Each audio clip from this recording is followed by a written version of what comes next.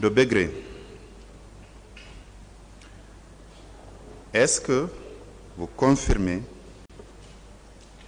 votre présence aux 32 escaliers? Vous confirmez que c'est en votre présence constate qu'on a égorgé Begré? Non. Vous n'étiez pas là? Moi, je n'étais pas là-bas.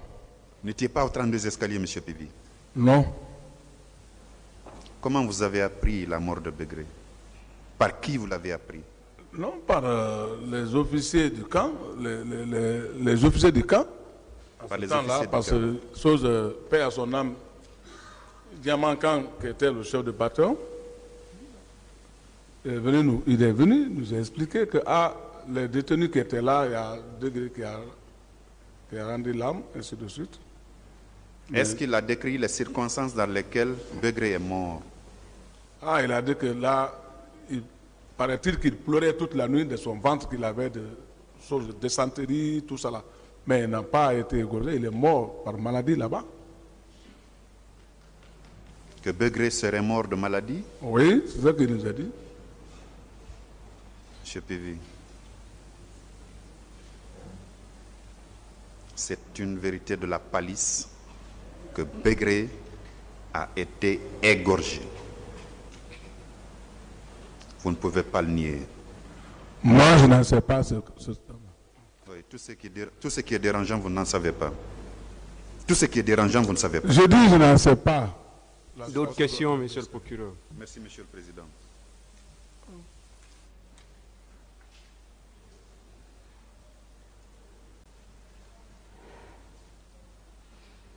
Je reviens au rapport de la commission d'enquête internationale.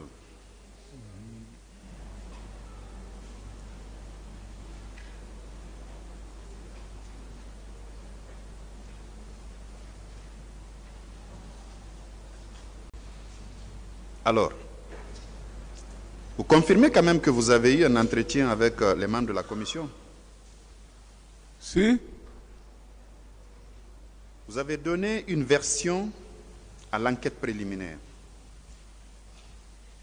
Les gendarmes qui vous avaient interrogé, vous leur avez dit que le 28 septembre, de votre domicile du camp, vous êtes allé à Anko 5 pour prendre le pouls de la situation. Face au tribunal, vous avez dit qu'en réalité, vous étiez mandaté par M. Moussa Dadis Camara à l'effet d'aller traquer des militaires indélicats du côté de Manéa. Voilà. Voici ce que vous avez déclaré à la commission. Le matin du 28 septembre, vous êtes resté au camp Alpha Yaya parce que la sécurité au stade était assurée par les policiers et les gendarmes. Dites une troisième version selon laquelle vous étiez au camp parce que pour vous, au stade, la sécurité est assurée par la police et la gendarmerie. Pour cette même journée, vous avez eu 3 versions contradictoires, diamétralement opposées alors. Quelle est la version que nous pouvons retenir, monsieur Pivi? Le matin de là où j'ai été pour revenir ou quoi? Non, c'est le matin, vous avez dit, vous avez été précis. Le matin du 28 septembre. Vous dites que vous êtes resté au camp Alpha Yaya parce que la sécurité au stade était assurée par les policiers et les gendarmes. Non, ce n'est pas moi qui a dit ça. Là aussi, c'est la commission qui l'a inventé. Non, ça, je n'ai pas dit ça.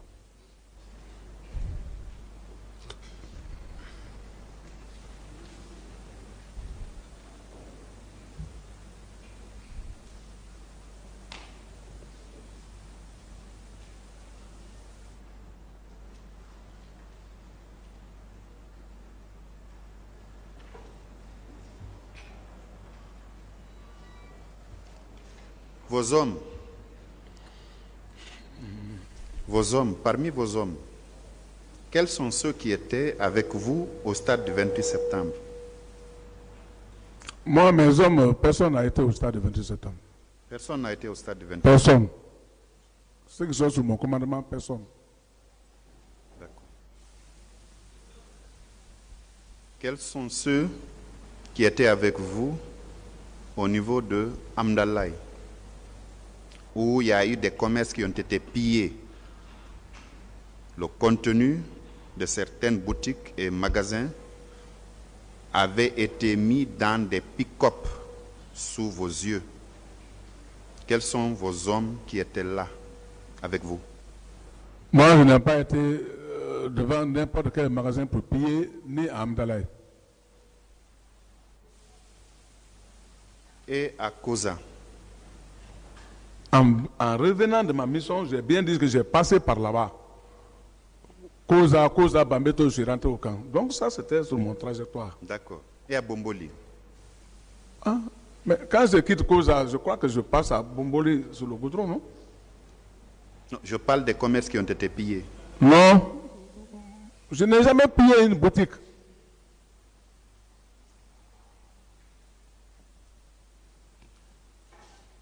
Alors, puisque vos bureaux étaient dans l'enceinte du camp, vous aviez vu ces recrues de Kalea dans le camp militaire Alpha Yaya Diallo? Est-ce que vous les aviez vus d'abord? Non, moi je n'ai pas vu aucun recrue de Kalea là, non. Vous n'avez vu aucune recrue de Kalea? Non, moi je ne les ai pas aperçus au camp.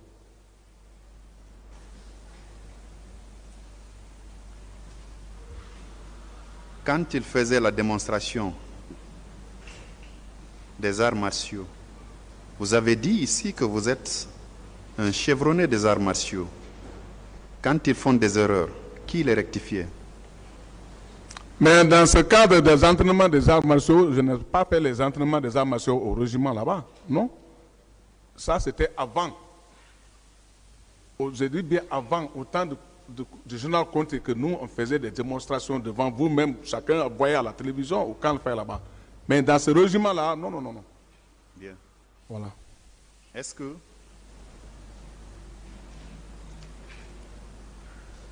les recrues de Kalea, qui les avait logés dans l'enceinte du camp? Je n'en sais pas. Vous ne pouvez pas à tout moment dire que vous n'en savez pas, parce que vos bureaux étaient là, monsieur. Mais ce que je connais, je dis je connais, mais ce que je ne connais pas, je ne connais pas. Je vous dis bien qu'il y a certaines situations qui se passent là-bas que moi, je n'étais pas informé. C'est ça, il faut comprendre. 200 à 300 personnes quand même qui n'arborent pas de tenue militaire dans un camp militaire, ce n'est pas comme 2 ou 3 personnes qui viennent se dissimuler à des militaires. 200, 300 personnes, c'est beaucoup de gens. Ils sont carrément identifiables, monsieur. Non, moi je ne peux pas comprendre cela. D'abord, le régiment, nous qui étions, le régiment qui était là-bas, c'était peuplé. Je ne peux pas identifier ça. C'est ça. C'est ça le problème. Le 28 septembre, ces personnes qui sont sorties en tenue de Chelsea, c'était qui sont sortis du camp dans des bus? C'était qui? Mais je vous dis bien, le matin, je n'étais pas au camp. Donc moi, je ne sais pas. S'il y a eu des sorties au camp, ça c'était peut-être derrière moi, mais moi, je n'ai pas vu personne qui sortait dans les minibus ou habillés. Qu'est-ce que vous avez appris de ces recrues de Kalea là? Parce que, même si vous n'étiez pas là, comme vous le dites, chose qui est très, très improbable, est-ce que vous n'avez pas appris alors, les jours qui ont suivi le 28 septembre, qu'il y a des personnes qui n'étaient pas des rangs des forces armées guinéennes, qui étaient armées de gourdins et de machettes, qui étaient au stade du 28 septembre? Vous n'aviez pas appris ça, ne serait-ce que par voie de presse? Non, personne ne m'a dit ça devant moi. Je n'ai pas appris ça.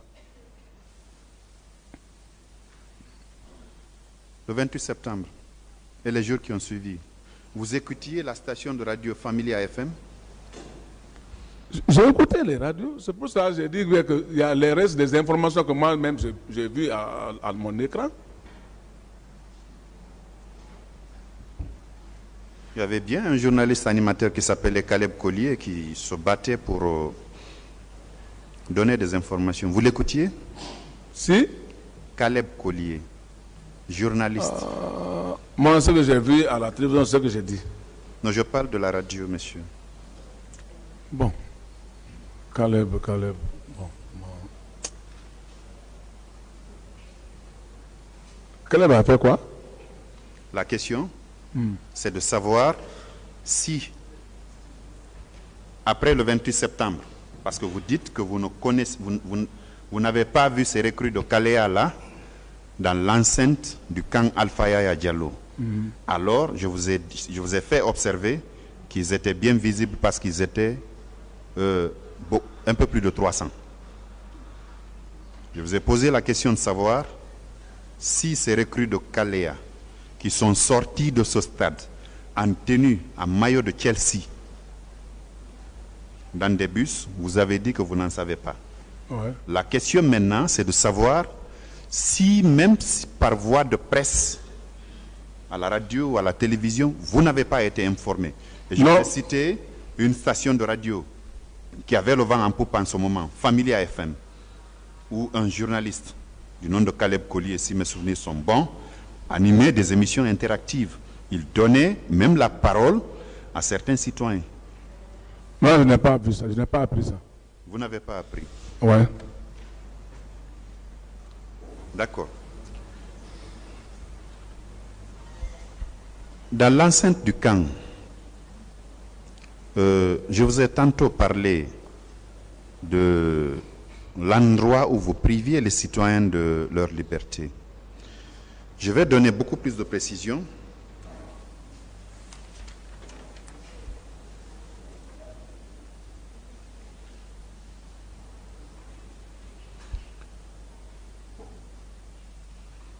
Je vous ai dit tantôt que c'était au rez-de-chaussée.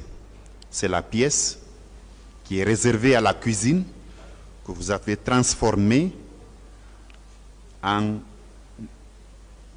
je ne dirais pas cellule, en une pièce où vous reteniez contre leur volonté des citoyens. Et je donne la précision par rapport à la fenêtre qui faisait face à Koza. Ça ne vous dit pas toujours? Non. Il n'y avait que 3 chambres. Un grand salon, mon bureau et une chambre pour mes secrétaires et là où je me couche. C'est tout. Ça, c'est au premier, monsieur. Hein? Ça, c'est au premier.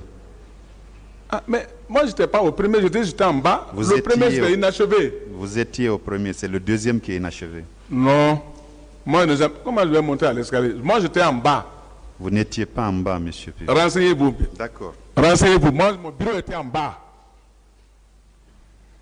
Oh. Cette cellule-là, entre griffes, vous avez reçu beaucoup de personnes là-dedans. Je vous ai indiqué le cas pour voir un peu si vous allez avoir le courage de dire au tribunal ce que vous avez fait. Vous avez reçu là un huissier de justice dont le seul mal a été d'exécuter une décision de justice et qui par la suite s'est retrouvé à l'intérieur où il est resté pendant 8 jours. C'est au 8e jour que sa corporation s'est levée pour venir voir le garde des Sceaux à l'époque, M. Sibala Lamou, qui est devenu général par la suite, qui vous a intimé l'ordre de le libérer et immédiatement. Après quoi, vous l'avez libéré. Mais intimidé? Pas intimidé, j'ai dit intimé. Ah. Il vous a dit alors de le libérer immédiatement. C'est pas vrai. Ça aussi, ce n'est pas vrai. C'est pas vrai. Là-bas, à l'intérieur du camp, le 28 septembre et les jours qui ont suivi, en plus de ce huissier, il y a eu des femmes qui avaient été retenues contre leur volonté. Il y avait eu des hommes qui avaient été retenus contre leur volonté. Est-ce que, même si ce n'était pas chez vous, vous n'avez pas entendu des cris de détresse de ces personnes-là? Ça, je n'ai pas vu. Je n'ai pas attendu ni vu. D'accord. Le conteneur qui était un peu après votre bâtiment, il y avait un conteneur là de couleur rouge où parfois on gardait des gens. Vous n'étiez pas informé de ça aussi? Je ne suis pas informé. Vous connaissez bien le camp, l'intérieur du camp, vous connaissez très bien? Moi, il n'y avait même pas de conteneur derrière moi là-bas. Non. Répondez à ma question. Vous connaissez bien l'intérieur du camp, n'est-ce pas? Je connais, là où il y a mon bureau, je connais mon bureau quand même. Je connais l'intérieur du camp, pas tellement, parce que le régiment est grand, là-bas c'est grand. Moi, je connais que mon bureau quand même. Il n'y avait pas de citoyens qui étaient parfois détenus dans des conteneurs là-bas? Non. Si nous, moi, même quand il y a un délinquant dans le quartier, quand nous, moi, on prend, c'est que quand ça vient chez nous, c'est pour l'envoyer directement. L'envoyer où? On les envoie à la gendarmerie, mais pas, on ne va pas garder quelqu'un là-bas. Quelle gendarmerie, monsieur? Les gendarmeries les plus proches, de fois, on c'est envoie où? C'est où? À Koza? Oui, on envoie des gens à Koza là-bas, la gendarmerie qui est là-bas. D'accord. Voilà. Monsieur Moussa Tchebro Kamara, il avait ses bureaux là-bas, non? Eux, ils étaient, au départ, ils étaient côte à côte. Après, ils sont partis maintenant un peu distants de nous. Au moment où vous étiez côte à côte, c'est un officier de gendarmerie. Est-ce qu'il avait un violon là-bas? Oh non, moi je n'ai pas vu un violon là-bas. Donc, nous, on ne pouvait pas garder un violon au niveau du régiment. Non, il n'y avait pas un violon là-bas. Moi, je n'ai pas vu un violon chez lui là-bas. Vous n'avez pas vu de violon là-bas? Non. Puisque vous saviez que c'était un officier de gendarmerie, donc un officier de police judiciaire, quand vous preniez les gens, pourquoi vous ne les mettiez pas à sa disposition, lui? Non, les gens, parce qu'eux, ils s'occupent des situations des grands bandits et les situations de drogue. Donc, je dis bien à certains délinquants là, si ça vient chez nous, il y a des gens qui venaient porter plainte, même leur propre fils, ils viennent nous dire que vraiment il a fait ça, il a fait ça. Quand nous on les prend, on dit, bon, accompagner 3 personnes, envoyer à la gendarmerie là-bas. On ne peut pas les envoyer là-bas parce que ce n'est pas un problème auquel eux, ils vont s'occuper. D'accord. Au régiment, est-ce que ce n'était que des bérets rouges qui composaient le régiment? Bon, le régiment, c'est qu'il y avait, tel que le groupe de colonel Tebro, eux étaient là-bas, mais ils étaient en béret vert. Eux étaient tous là-bas, donc c'est tout confondu qu'on peut dire peut-être le régiment, mais ce n'est pas tout le monde qui portait le béret rouge. Eux, ils portaient les bérets verts. Les gendarmes faisaient partie du régiment? Non, j'ai dit, si, même s'ils font partie du régiment, mais eux, ils portaient des bérets verts. Oui, M. Tchebro, dit-on, a toujours arboré son béret vert pour respect peut-être à son corps d'origine. Mais il a été dit ici que ces hommes portaient le béret rouge. Vous le confirmez? Je ne peux même pas confirmer ça. Même dans les films, à l'écran au stade, tu vas regarder, même ces hommes sont en body noir, béret vert. Ah, non. C'est pas vrai. C'est pas... D'accord. Marcel, il faisait partie du régiment. Est-ce qu'il portait un béret rouge? Eux tous, ils portaient un béret rouge. Il portait un béret rouge. Bien sûr. Quand tu es détaché, tu viens là-bas, tu es obligé de porter un béret rouge, pas comme à part des gendarmes. Mais tous les restes, même si tu faisais le bâton char c'est le béret noir, comme Marcel. Mais quand une fois au niveau de la présidence, même partout, vous portez le béret rouge. Est-ce qu'il arborait son béret comme le faisait le commandant Toumba Diakité? C'est pas vrai. C'est pas vrai là aussi. C'est pas ça. Toumba a uniquement lui son genre de béret là qu'il porte, celui qui connaît. Ça c'est. Et lui, Marcel, c'est pas, il ne porte pas les mêmes manières de béret.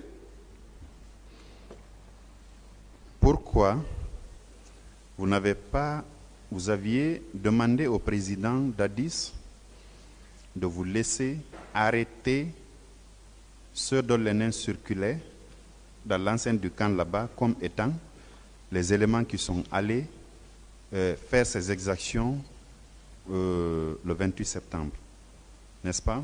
Oui, Vous aviez demandé ça au président j'ai demandé. pour laver l'honneur des hommes qui sont restés au camp, n'est-ce pas? Bien sûr.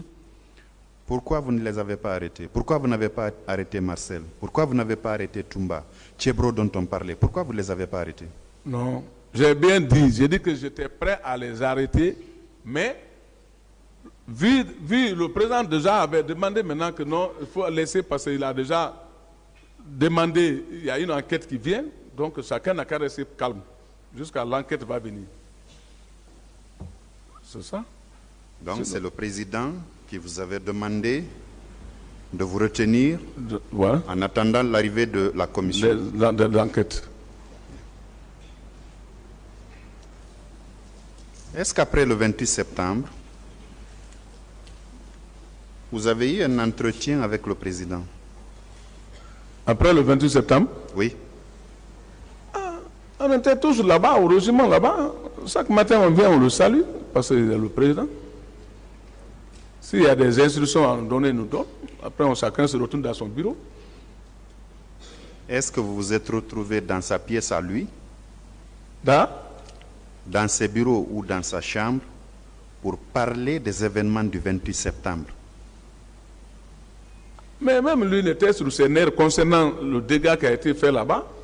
Donc, chaque fois que quand on venait, on salue, c'est tout ce que... C'est dans ça, maintenant, chacun parlait, dans le régiment, chacun parlait. Chacun disait ce qui a été fait, ce n'est même pas faisable. Donc, chacun était sur ses nerfs et on attendait que la commission internationale, là, maintenant comme aujourd'hui, Dieu merci, c'est ça? Ma question, Ouais. c'est de savoir, sans la présence d'une tierce personne, le président et vous, président de la transition, ministre chargé de la sécurité présidentielle, vous vous êtes retrouvé en un endroit où vous avez parlé des douloureux événements du 28 septembre. C'est ma question. Ah, mais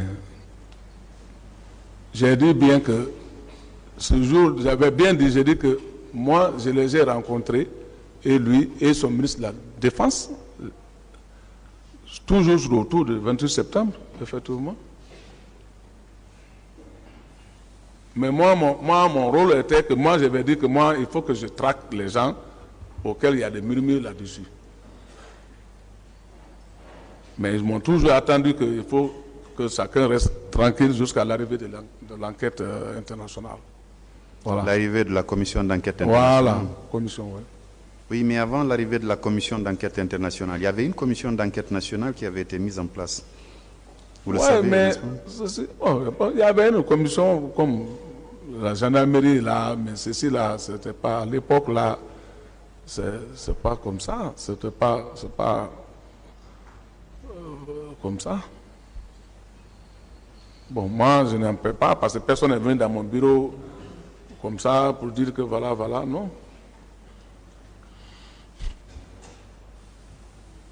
Donc, Monsieur Claude Pévy, Oui. parce que vous dites que vous n'avez pas été au stade malgré tout ce qui a été dit tout à l'heure de part et d'autre, malgré les déclarations concordantes des victimes et certains témoins, vous dites que vous n'avez pas été au stade. Est-ce que vous confirmez quand même que vous et vos hommes, chacun de vous a une arme de guerre, n'est-ce pas? Quand on est militaire, on a des armes, chacun a l'arme. Je ne parle pas de tous les militaires. Je parle de vous et des hommes, de vos hommes. Vous avez des armes? Nous, on était armés parce qu'on était tout en mission de contact avec des hommes, des bandits à main armée. Le 28 septembre, vous étiez avec votre arme et vos hommes étaient avec leurs armes? Nous, comme j'ai dit bien, le 28 septembre, nous, on a quitté dans notre mission. On est retourné, personne n'a descendu du véhicule. C'est moi seulement qui ai descendu à Bambeto parler. Après, on a continué. Personne. Et personne n'a descendu avec l'arme à terre jusqu'à on est rentré. D'accord. Ça veut dire que vos armes, vous et vos hommes, vous étiez armés le 28 septembre, n'est-ce pas? Nous, notre mission, quand on fait notre patrouille, ou notre mission de patrouille, ainsi de suite, là, on est armé. Parce qu'on faisait les patrouilles mixtes. Je prends le camp Samori, envoie des hommes, comme on appelle ça, le génie route envoie les hommes, la marine, ainsi de suite. On met ensemble, ça devient mixte, et je fais la patrouille avec eux. On ne peut pas sortir sans armes. Bien. Jamais. À Bomboli, qui a tiré des rafales pour apeurer les propriétaires de magasins qui, pour sauver leur vie, ont préféré fuir et par après, il y a eu les pillages. Qui a ouvert le feu? Oh, mais ça, ce n'était pas mon groupe. Ce n'était pas votre groupe? Moi, je n'ai jamais ouvert le feu dans mes parcours, non. Ce n'était pas vous non plus, monsieur Pivi? Je dis que ce n'était pas nous. Et à Koza? Commencé de manière frigadier jusqu'à je suis rentré, personne n'a tiré l'arme.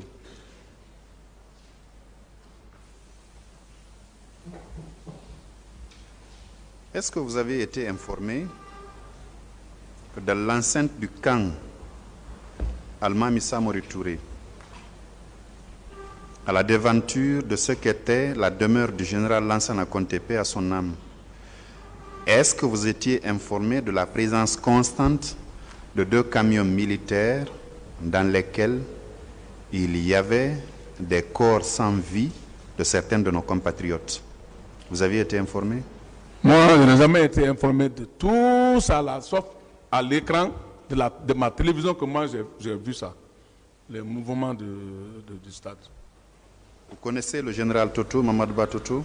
Bien sûr. Quel est le poste qu'il occupait? Si j'ai bonne mémoire, il était le ministre de l'Intérieur, de Sécurité, hein, je crois. Non, le ministre de la Sécurité. Oui. Vous le connaissez très bien? Très bien. C'est lui qui a fait cette déclaration. Et vous, vous étiez au moment des faits ministre chargé de la sécurité présidentielle.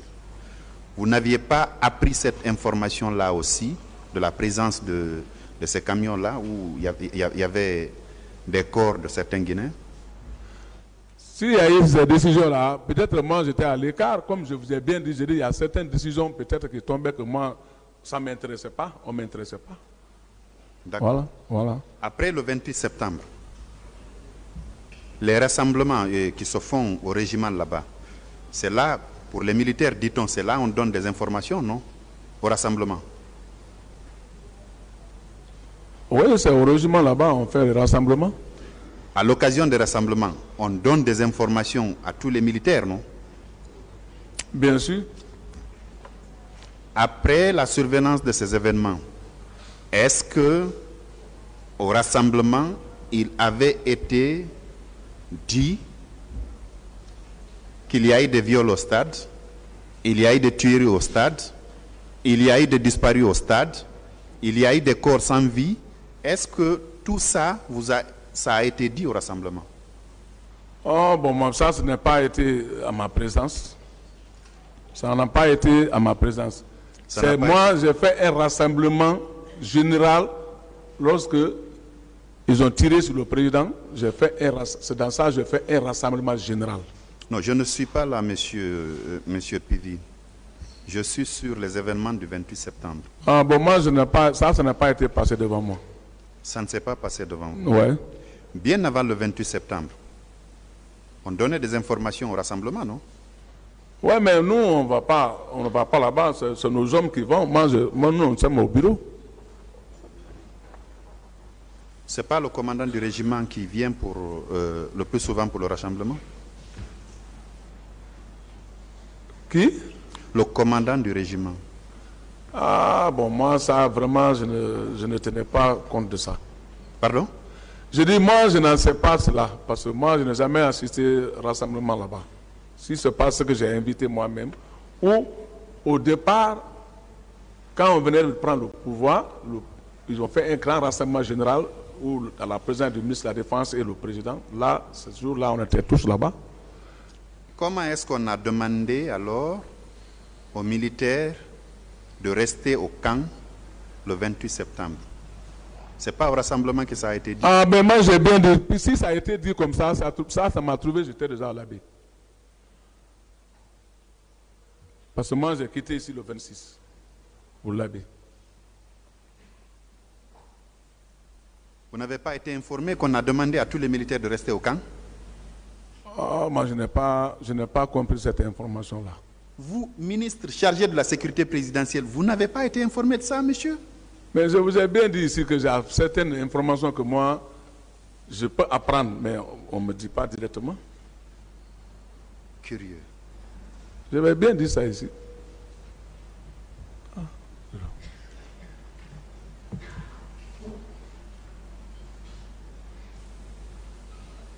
Vous avez connu Sankara Nkaba? Sankara, si, j'ai connu Sankara. Il est mort. Il est mort. Comment il est mort? Bon, moi aussi, c'est les hommes qui m'ont informé de son décès, que Sankara,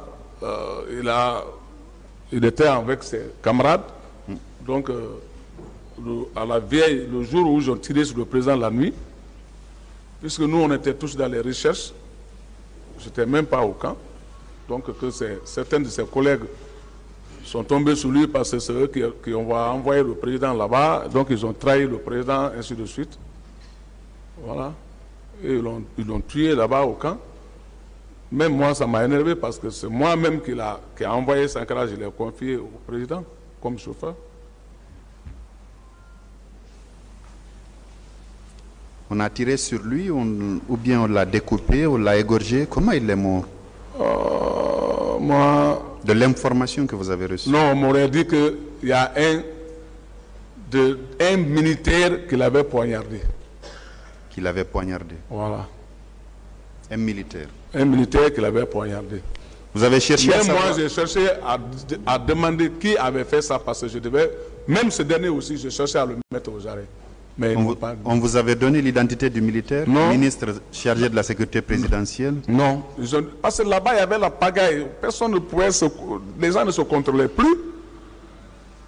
Les gens ne se contrôlaient plus. Vous étiez le ministre de la sécurité présidentielle. Est-ce que vous avez proposé au président alors, puisque les gens n'étaient pas sous contrôle, est-ce que vous avez proposé au président de sanctionner ceux-là qui n'étaient pas dans les rangs? Est-ce que vous avez fait cette proposition-là? La même nuit là, c'est la même nuit là que le président a voyagé, parce que ça trouvait qu'on a tiré sur lui. Je vous dis, la même nuit là, personne ne pouvait se contrôler là-bas. Tout le monde était sur du 28 septembre jusqu'au mois de décembre. Aucune sanction. Vous n'avez demandé, parce que vous étiez ministre quand même, vous n'avez demandé au président d'envisager aucune sanction, ne serait-ce que contre ceux dont les noms circulaient de manière répétée à tout moment comme auteurs, co-auteurs ou complices des événements du 28 septembre. Vous avez demandé ça au président de la transition d'alors? Mais je vous ai bien dit ici. Je vous ai bien dit, j'ai dit que moi-même, j'ai réfléchi, j'ai dit que les éléments dont on parle, leur nom, ça murmure là, je dois les arrêter. En qualité de ministre de la sécurité présidentielle, je vais les arrêter. C'est dans ce cadre-là que je suis venu voir le président. Il m'a dit que non, sois-toi, il faut rester tranquille parce que j'ai déjà appelé, une commission internationale viendra pour les enquêtes. C'est ça? Donc vous n'avez pas proposé à ce qu'on les limoge en attendant l'arrivée de la commission? Non, je n'ai pas proposé une limogeation parce que même... Non, je n'ai pas demandé une limogeation. Parce que moi, j'étais sur mes nerfs maintenant, je n'ai même pas proposé ça. Une fois, quand j'ai dit ça au président, le président a demandé qu'il y ait une commission internationale qui vient. Moi, j'étais sur mes nerfs, je suis parti dans mon bureau. Bien. Est-ce qu'il vous arrivait de mettre des coris sur votre tête? Qui? Vous. Vous n'étiez pas en Guinée ici. Lorsque vous ne posez pas de questions, vous répondez à la question. Non, mais pas sur le 28 septembre. Moi, les courriers que moi je porte, ça c'est depuis quand j'étais porte-parole, le temps du général Conté. Ça, ce sont mes habillements quand je suis à la guerre. Mais pas contre les pauvres populations. Le 28 septembre, vous n'aviez pas de courrier sur votre tête? Moi, je ne veux pas porter courrier le 28 septembre, ni m'habiller le 28 septembre comme quelqu'un qui va à la guerre.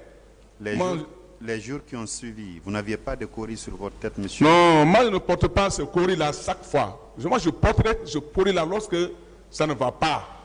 Dans ce cadre-là, là je vais m'habiller, vous allez me voir qui je suis. De la prise du pouvoir jusqu'au 30 septembre 2009, est-ce que vous avez porté ces courriers? Avant la prise du pouvoir, ça, je portais ça parce que c'était la course du pouvoir. Ça, c'est ma couverture. Avant la prise du pouvoir. Donc, en somme, vous ne reconnaissez aucune des infractions pour lesquelles vous êtes renvoyé devant la juridiction de jugement? Franchement, ça m'étonne même que je me retrouve ici, parce que franchement, la situation du 28 septembre, ce noir, ce blanc, vraiment, je ne connais pas. Vous ne connaissez pas? Vraiment, je ne connais pas. Les gens, je ne sais pas comment on dit le mot. C'est-à-dire, des choses messagères sur quoi, bah, mensongères sur moi, c'est tout. Vous n'avez pas tiré sur quelqu'un? Moi, je n'ai jamais tiré sur un Guinéen, non. Vos hommes n'ont jamais tiré? Devant moi, non. Même les brigands que j'arrête, les bandits que j'arrête, vous pouvez les demander, même s'ils sont armés, je ne tire pas sur eux, je les prends avec leurs armes. Je les présente devant la télévision guinéenne. Vous allez aller demander la RTG.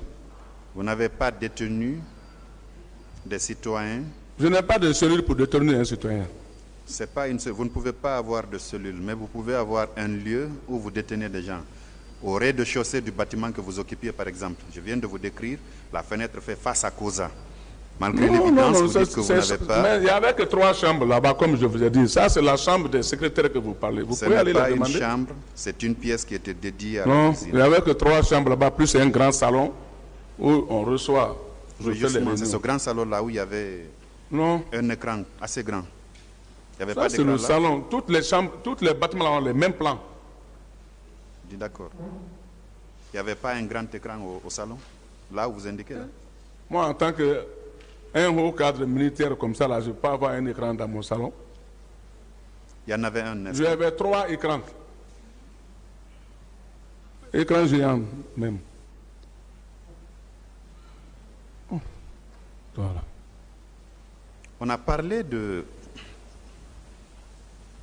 fosses communes. Ça veut dire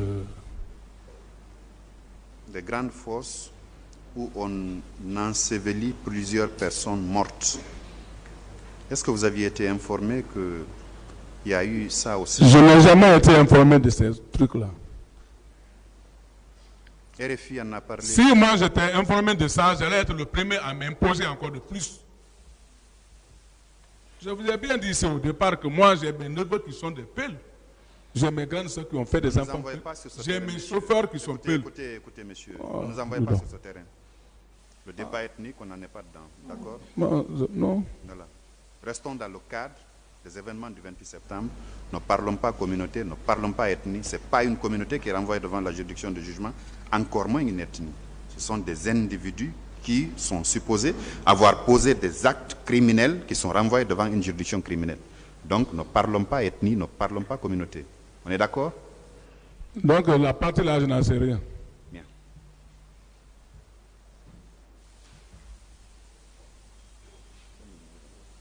Monsieur le Président, Messieurs les assesseurs, merci.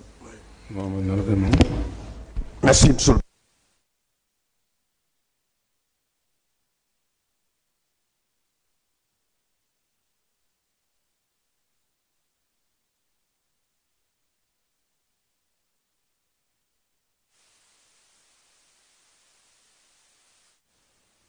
Bon, je connais un certain Bamba. Je connais un certain Bamba quand même, un ami, mais présentement il est vers Dieki là-bas. C'est un militaire. Un militaire, un charmant. Un charmant. Ouais. Il était aussi au camp Al-Faya, au même titre que vous. Bon, lui, Bamba que je connais là, il n'était pas au régiment. Non, il était au camp Al-Faya. Il avait son domicile, il faisait certaines choses au camp Al-Faya. Comme vous. Bamba, lui, je le connais, il est du camp Al-Faya, c'est un militaire. Il est du camp Al-Faya. Vous confirmez cela? Si, je connais certains Bamba. Alors, par rapport à ces 400-500 personnes recrues de Kalia qui étaient venues à la veille des manifestations, c'est ce nommé Bamba, selon les déclarations de vos causes accusées ici à là-bas, qui entretenait ces 400-500 personnes sous votre tutelle. Qu'est-ce que vous en dites? Je ne connais pas ce Bamba là alors. Alors, un Bamba qui a quitté Kalia, non. Non, il n'était pas à Kaléa. Vous venez de dire qu'il est au camp Bamba, se nommé Mais Bamba. le Bamba que je parle, lui-même, il ne fait même pas le karaté. Non, Lui, attendez, je ne parle pas de karaté, monsieur Claude Pivi. Je ne parle pas de karaté. Vous venez de dire tout à l'heure, ça ne fait pas 5 secondes. J'ai dit, je connais Bamba. Il y a un Bamba que je connais, un ami même. Voilà. Monsieur, s'il vous plaît, monsieur le procureur, monsieur Pivi, attendez de comprendre la question avant de répondre. Si vous n'avez pas bien compris, dites que vous n'avez pas compris. Ok, merci. Voilà. Vous venez de dire que vous connaissez très bien Bamba, qu'il est un militaire qui était au camp Al-Faya, que c'est un de vos amis. Bien sûr, je dis, je connais, il est même à l'heure où on parle, il doit être lieutenant-colonel ou bien colonel. Voilà. Un ami. Alors, les déclarations concordantes ont été faites ici, le concernant, pour dire que c'est lui qui entretenait ces 400, 500 hommes recrues venus de Kaléa et sous votre couverture. Qu'est-ce que vous en dites? Non, celui que je connais, lui, je ne pense pas que lui il va à Kaléa. Vous n'avez jamais entretenu des recrues de Kaléa à la veille de... Non.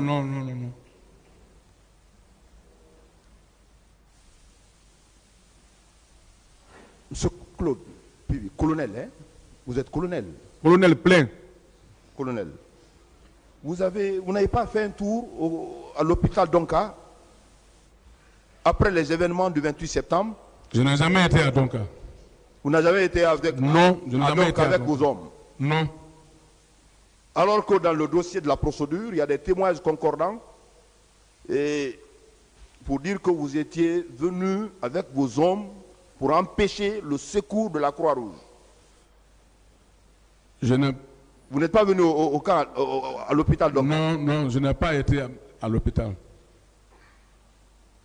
Vous avez dit, suite à une question à une question que vous... Tout ce que le commandant Toumba est en train de dire par rapport à comment il s'est investi pour que Dadis vienne au pouvoir. Vous dites que tout ce qu'il a dit, c'est de la contre-vérité. Alors, je voudrais savoir d'où viennent vos rapports avec Moussa Dadis Camara. D'où viennent vos rapports et à quel moment vous avez tissé des rapports jusqu'à l'aider à avoir ce pouvoir? C'est qu'ils sont? Oui. Ça c'est très longtemps, ça c'est depuis l'enfance, on s'est vu depuis l'enfance. Depuis l'enfance à Zéro-Corée. Et il venait souvent quand j'avais 2 grands frères qui avaient étudié à l'Union soviétique. Donc quand ceux-ci venaient pendant les vacances, eux ils étaient au lycée, ils venaient pour qu'on les donne des questionnaires, ils écrivent, ils parlent le français avec mes grands frères. Quand je sors, je les vois, je leur dis, vous là, il faut étudier bien. Nous sommes des militaires. Nous, quand je grandis, moi je suis des militaires. C'est comme ça on s'est connus jusqu'à ce que on s'est tous retrouvés à Conakry. Donc, contrairement à commandant Toumba, c'est vous vous avez joué un rôle important à ce qu'il accède au pouvoir. C'est vous qui l'avez aidé, contrairement à Toumba. C'est une question que je pose, c'est une question de précision. L'affaire de pouvoir, si lui-même il sera là, il va expliquer qui l'a aidé pour ce pouvoir. Mais l'armée guinéenne est témoin. Moi, je ne peux pas dire que c'est ici, c'est ici, c'est ici. Moi, je sais que le pouvoir, j'ai beaucoup lutté dans le pouvoir là pour qu'il gagne ce pouvoir parce que là, il était sage. Et même les événements qui se passaient avant ici, quand j'étais porte-parole, c'est l'un des officiers qui nous donnait des sages conseils. Quand on veut déborder contre le général, il dit non, calmez-vous, voilà, voilà, voilà. Voilà les remarques que nous, on avait fait pour lui. Et le jour J, on a choisi nécessaire que vraiment, quand on gagne ce pouvoir, on doit donner au président d'Addis, c'est normal. Monsieur Claude Pivy, colonel, vous avez dit tout à l'heure que vous aviez l'habitude d'interpeller les bandits, selon vos déclarations. À main armée, oui. À bandits à main armée. Ouais. C'est votre travail? Et quand vous prenez ces bandits, où vous les envoyez? Je les envoie. Est-ce que vous êtes légalement investi de ce pouvoir de traquer les bandits? Et quand vous les traquez, où vous les détenez? Depuis après le porte-parole, j'ai été mandaté par le général Conté lui-même. Quand après le porte-parole, il m'a laissé attendre que bon, maintenant que vraiment j'ai signé votre document, il faut nous aider à ce que tous les militaires non contrôlés rentrent dans les rangs. Donc je vais te mandater, il m'a donné un pick-up et il m'a mandaté, je prends des éléments dans les unités différentes pour faire la patrouille, pour faire rentrer les hommes dans les rangs. Dans ce temps-là, que moi je traquais les bandits, quand je prends un bandit à main armée, je appelle la télévision, on vient le téléviser et je le dépose à la gendarmerie la plus proche. Alors, quand vous les prenez, vous ne les gardez pas, vous n'avez pas un lieu de privation de leur liberté? Non, quand je les prends, je les envoie directement à la gendarmerie le plus proche, je les envoie là-bas. Vous êtes poursuivi, c'est pour des faits de séquestration. Et à la lecture de l'article 303 du Code pénal, le fait sans ordre des autorités constituées hors les cas prévus par la loi, d'arrêter, d'enlever, de détenir ou de séquestrer une personne est puni de la réclusion criminelle de 5 à 10 ans.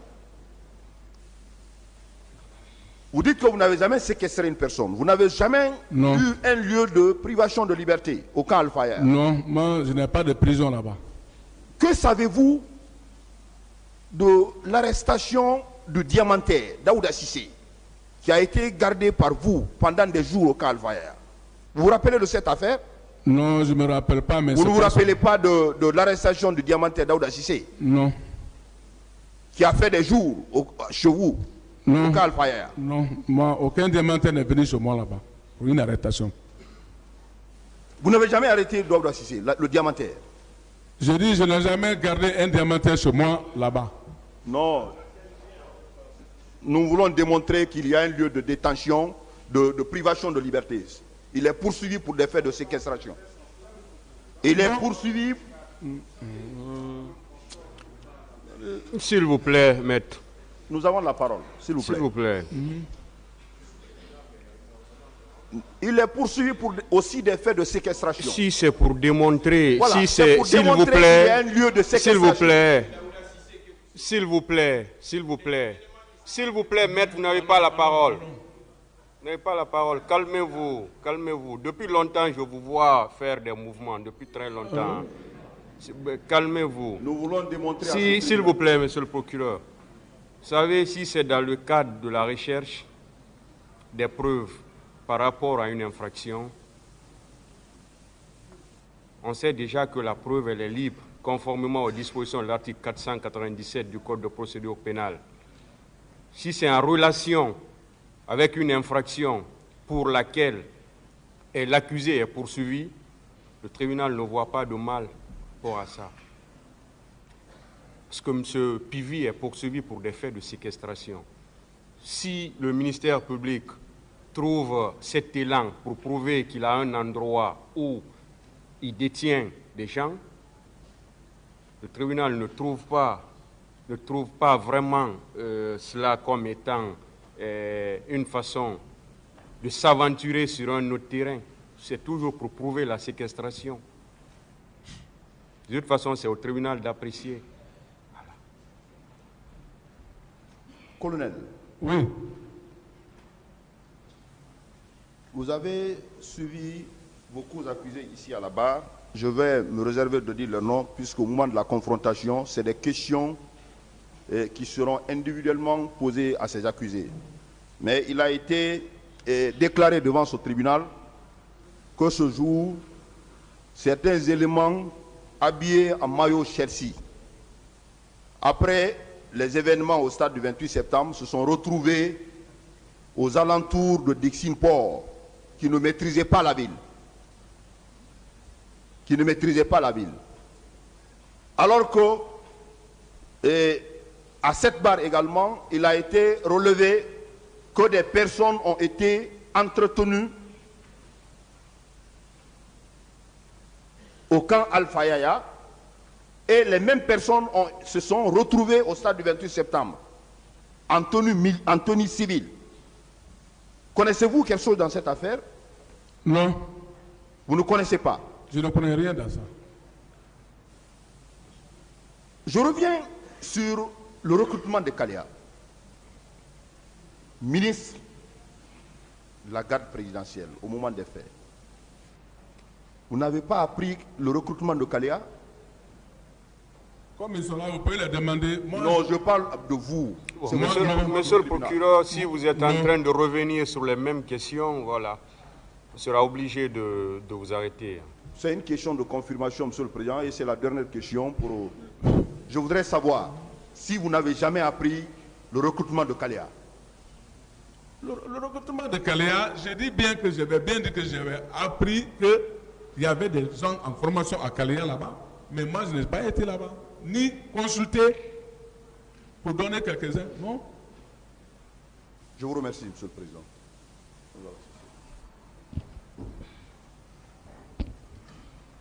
Bien, monsieur Pivi, nous allons bientôt finir avec vous. Au moment des faits, vous aviez quel grade? Le grade. Là où nous sommes? Au moment des faits, en 2009. Le 28 septembre 2009, vous aviez quel grade? Non, j'étais commandant. Et colonel, ce grade-là, vous l'avez eu quand? D'abord, j'ai été gradé pendant la transition comme lieutenant-colonel, pendant la transition, avec le général Sekouba. D'accord. Après, j'ai eu mon grade de colonel plein avec le président, le professeur Alpha Condé. Lorsque on a fait échouer le coup qu'on a fait sur lui à Kipé, donc pour me féliciter, il m'a donné le grade de colonel plein. Bien. Monsieur Toumba a dit ici que vous avez demandé à Marcel d'enlever son grade. Ça, c'est vrai? Bien sûr, moi. Vous l'avez demandé d'enlever son grade, le grade qu'il portait? Grade? Oui, que Marcel portait. Non, moi je n'ai pas vu. Non. Non. Une fois, vous n'avez pas dit à Marcel d'enlever le grade qu'il portait? Non. Jamais? Je n'ai jamais dit à quelqu'un d'enlever les grades. Bien. Vous avez une fille qui s'appelle... Chacun porte son grade comme il veut, peut-être. D'accord. Vous avez une fille qui s'appelle Vani Pivi. Qui? Vani Pivi. Quoi? Vani Pivi, une fille. Vous n'avez pas une fille qui s'appelle Vani Pivi? Une fille? Oui. Bon, peut-être ça peut être les filles de mes grands frères, mais non. Vous n'avez pas une fille qui s'appelle comme ça, qui est militaire? Une fille? Est-ce que vous avez une fille, un enfant, une fille qui s'appelle Vani Pivi? Non, j'ai des enfants qui sont militaires. Oui, Vani Pivi, ce n'est pas parmi vos enfants? Vani Bagoubé Vernier. Voilà, oui. Oui, j'ai un des enfants, oui, j'ai un des enfants comme ça, son nom. Elle appartenait à quelle unité? Il relevait de Bata, mais il était sur le journal Sekouba. Elle a été radiée? Bon, oui, il a été radié. Pourquoi? Bon, c'est ses camarades qui l'ont menti sur lui, ils ont été radiés. Menti, quel mensonge? Hein? Quel mensonge? Ils ont menti sur eux, ils disent qu'ils sont allés au cours vers Kindia ou Pillage. Kindia ou des trucs comme ça. C'est pour des faits de pillage. C'est Pendant pour la ça qu'elle a transition. été radiée.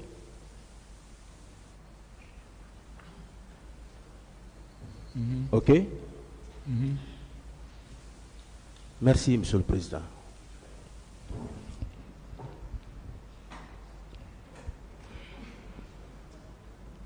Monsieur Pivi, Oui. vous avez dit que le général Lansana Conté vous avait chargé d'une mission de patrouille. Oui. Vous faites partie de la police militaire? Moi, je ne fais pas partie de la police militaire. Mais quand même, j'ai joué mon rôle le temps où il m'avait donné la mission là. Confirmez que vous ne faites pas partie de la police militaire, mais vous avez accepté de... Je ne fais pas partie de la police militaire, Très bien. mais j'ai accepté la mission. Très bien. Est-ce que vous vous souvenez, vous, d'avoir été, au moment de la transition bien sûr, vous êtes allé ouvrir les portes de la prison de Koya. Et ceux qui étaient retenus là sont sortis. Vous vous en souvenez, Non, non, c'est pas vrai ça. Monsieur Pivi? Ce sont des faits qui ont eu lieu. Ce n'est qu'hier. Ça, c'est pas moi ça. Ce n'est pas vous. Qui est allé fusiller les policiers à la CMIS? Ce n'était pas vous non plus. Je n'ai même pas été au CMS. Sûr? Vous pouvez regarder, demander et regarder les films. Moi, je n'ai pas été au CMS. Je vais vous donner un nom, le nom d'un policier. Commandant Amadou Bangoura. Monsieur le procureur, vous pouvez parler dans le micro, s'il vous plaît. Je vous donne le nom d'un policier qui s'appelait Amadou Bangoura.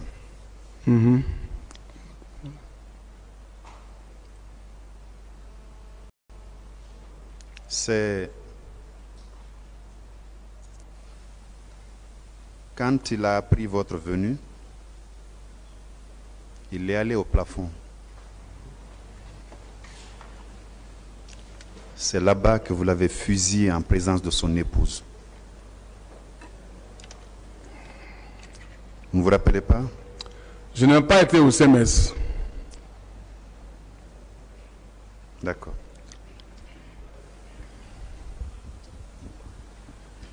Qui est commandant Doré? Commandant Doré, c'est qui? Commandant Doré. Doré. Moi, Doré que je connais, lui, il est mort. Oui, Doré, il relevait de vous. Il était chez vous.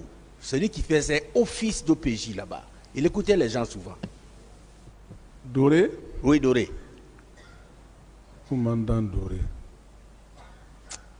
Oh non. Doré que je connais, il est mort. Oui, il y a un Doré qui travaille avec vous.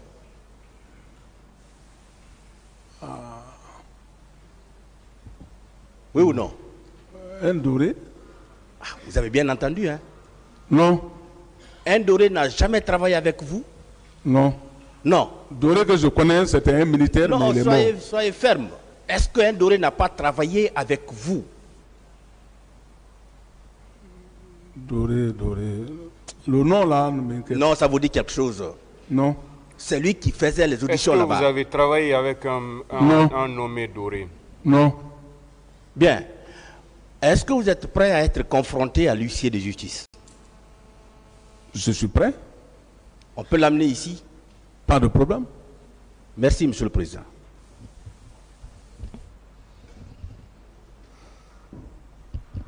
Monsieur le Président, nous en avons fini pour le moment et nous vous remercions. La partie civile.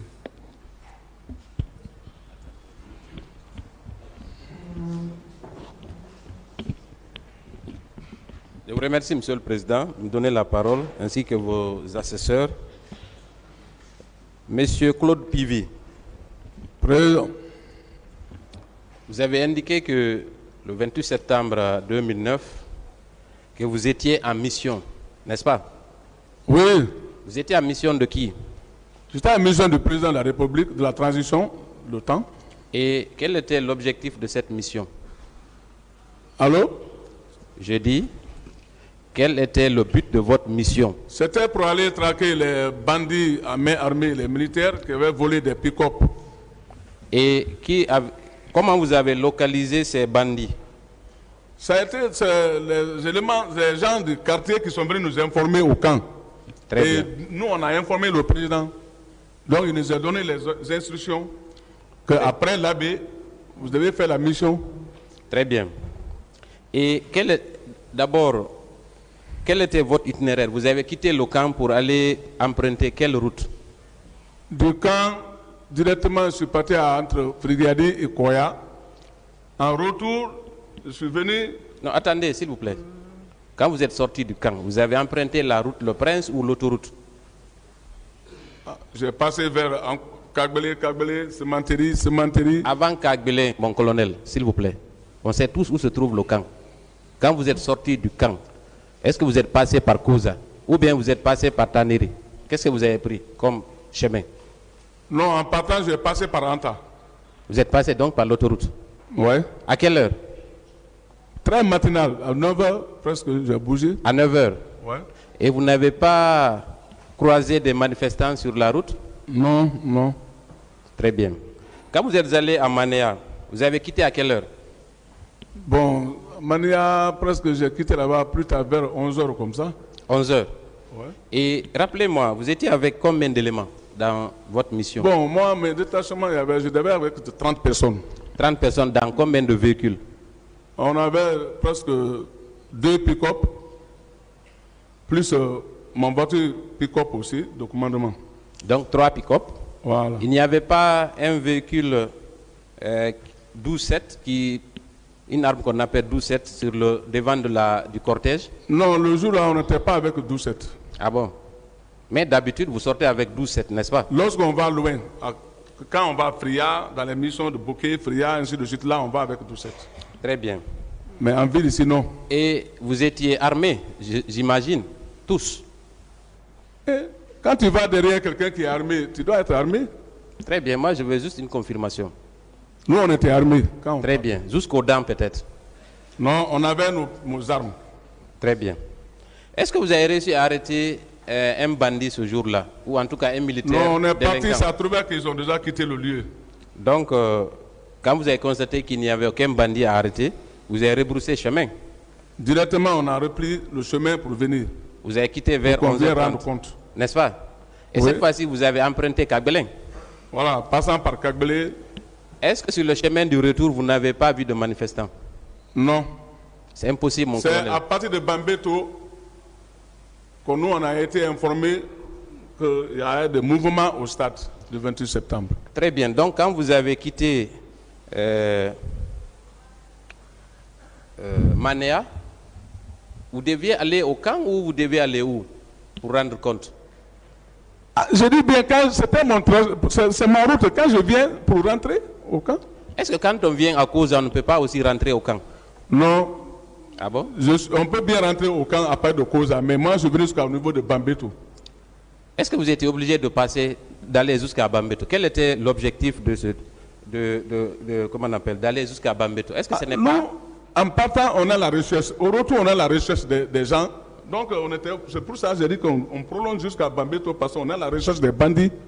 Donc, au retour, vous avez eu une information comme quoi il y avait ceux que vous recherchez à Bambeto, n'est-ce pas? Allô? C'est ça? Non. Je dis que c'est moi qui ai dit qu'on passe par là-bas. Tout ça là, c'est pour rechercher les gens qu'on cherche. Alors pourquoi vous avez continué jusqu'à Hamdallah? Non, je n'ai pas allé à Hamdallah. Il y a problème, mon colonel. Vous sortez du camp pour aller à Manéa pour une mission commandée. Vous ne trouvez pas ce que vous cherchez. Vous venez, vous dépassez Koza et vous allez jusqu'à Bambeto. Vous pensez que cela est logique? Si, parce que je cherchais des gens. Donc il fallait venir jusqu'à là-bas pour tourner. Parce que je cherche des gens. Dites-nous pourquoi vous êtes allé jusqu'à Bambeto. Je dis bien que tout cela, c'était pour la recherche de la même mission auquel je suis parti. C'est pour ça que j'ai prolongé pour venir tourner vers Bambeto pour rentrer. Mais vous aviez la possibilité de bifurquer directement à Koza pour aller au camp et rendre compte, n'est-ce pas? Les gens de Bambeto, ils me connaissent très bien, vous pouvez aller les demander. Non, moi je ne parle pas de ces gens-là. Est-ce qu'à Koza, vous avez vu des manifestants au carrefour Koza? Non, on n'a pas vu les manifestants là-bas. On a vu des regroupements là-bas. C'est là-bas même que c'est eux qui nous ont informés même. Est-ce qu'on ne vous a pas pris à partie à Koza? On n'a pas attaqué votre cortège là-bas? Non, non, non. Personne n'a jamais attaqué mon cortège, mon équipe. Et parce qu'il était impressionnant, je suppose, n'est-ce pas? Bon, quand les gens voient mon convoi, ils félicitent. Personne n'a jamais, même lancé un caillou sur nous, non. Très bien. Et vous êtes allé jusqu'à...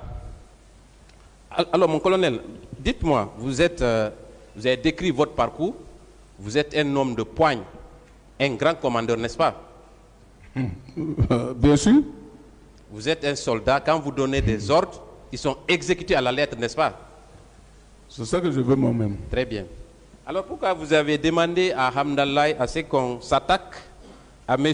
Abdourahim Diallo? Pourquoi? Moi, je n'ai pas été à Hamdallah, je n'en sais rien. Il y a pourtant une partie civile qui dit le contraire. Et avec la permission de M. le Président, je voudrais lire un petit extrait. Il s'appelle Abdourahim Diallo. Il a été entendu le 19 décembre 2012. À la première page, voilà ce qu'il dit. Je vais vous faire l'économie de lire tout le paragraphe. Dès qu'ils ont garé, d'abord, en effet, dans la journée du 28 septembre 2009, aux environs de 15 heures, assis en face de mon atelier avec des voisins, dans le but de surveiller le dit atelier, contre toute attente, un groupe de 12 bérets rouges a débarqué ayant en tête Claude Pivi. Il poursuit. Dès qu'ils ont garé, les bérets rouges se sont mis à me taper avec la crosse de leur arme en disant « on va te tuer ». Étant roué de crosse, Claude Pivi a dit à haute et intelligible voix « tuez-les tous, ce sont des points de suspension parce que c'est un propos ethnocentriste, je ne vais pas le prononcer ici. » Est-ce que vous l'avez dit? Non, c'est pas vrai. D'accord. Je vais poursuivre. Ensuite, après cette action inhumaine, Claude Pivi a demandé s'ils n'ont pas fini de me tuer, afin qu'ils partent. Ils m'ont laissé par terre, gisant dans le sang, et grâce à un béret rouge de teint clair, il a dit que ça suffit car ce monsieur ne peut pas s'en sortir, c'est inutile de continuer à le battre, il va mourir. Voilà ce que vous avez ordonné à vos hommes de tabasser quelqu'un jusqu'à que mort s'en suive. Mon colonel, qu'est-ce que vous en dites? C'est pas vrai. Très bien. Abdourahim viendra et vous aurez l'opportunité de vous confronter à lui. Oui. Je voulais me mettre en l'air. Ensuite, s'il vous plaît. On va suspendre alors sur la demande de l'accusé. L'audience est suspendue.